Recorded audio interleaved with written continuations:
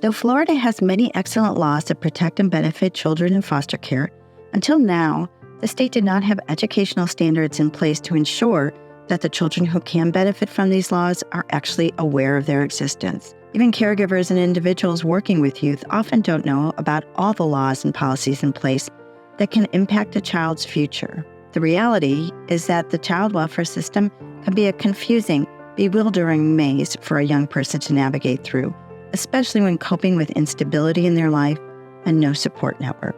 Year after year, we've came across the issue of not knowing our rights. I was in care for about 4.5 to 5 years, and I had a younger sibling. Her name is Jenny. We're 9 years apart. I asked, could I get visitation with her?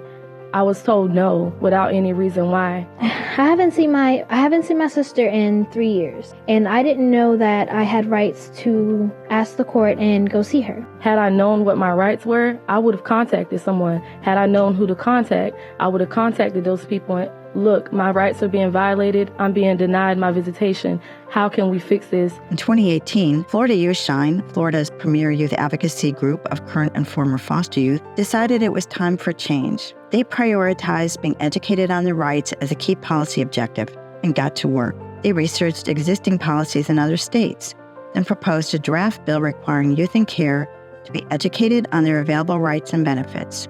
Florida Youth Shine members prepared talking points and sample bill language, met with legislators to rally support, and reinforce the need for legislation by sharing their personal, real-life experiences. Being in the foster care system, I was like, I won't be able to do the things that normal kids do, but I'm a normal kid. Just because I'm in the foster care system doesn't mean a difference. In 2019, the bill found sponsors, and Florida Youth Shine members came to Tallahassee to testify during committee meetings. But the advocacy process takes time. They regrouped and returned again in 2020, and each year since. In 2023, Florida Youth Shine members were determined to secure passage for their bill. Despite attending school or working all around the state, Florida Youth Shine members arranged their schedules to be in Tallahassee in person for committee hearings to explain the significance of this legislation to decision makers and highlight its profound effects on the lives of the youth they serve. I'm in favor of Senate Bill 272 because it ensures all youth are educated on the laws that are in place and gives the youth knowledge about the resources that they can thrive while in foster care.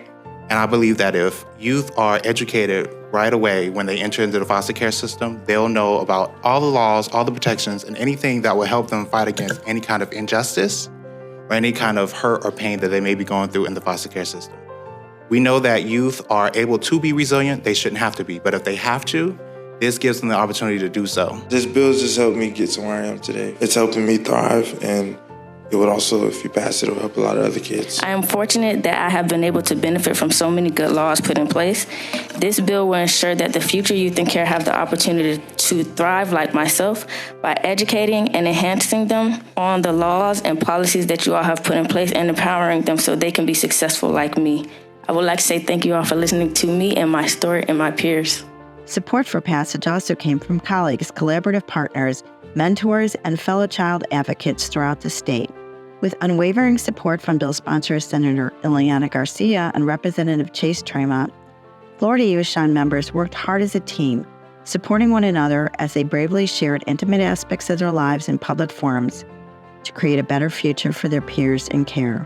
In July 2023, the Education for Youth in Foster Care bill was not only signed into law, but named in honor of the late Nancy Dietert, a fierce advocate for Florida's children and a strong supporter of Florida Youth Shine. There is much to celebrate for the children of Florida. By elevating youth voices, valuing their experiences, and working collaboratively as a community, we can ensure that the young leaders of tomorrow have the knowledge they need to succeed and that all Florida's youth can continue to shine bright.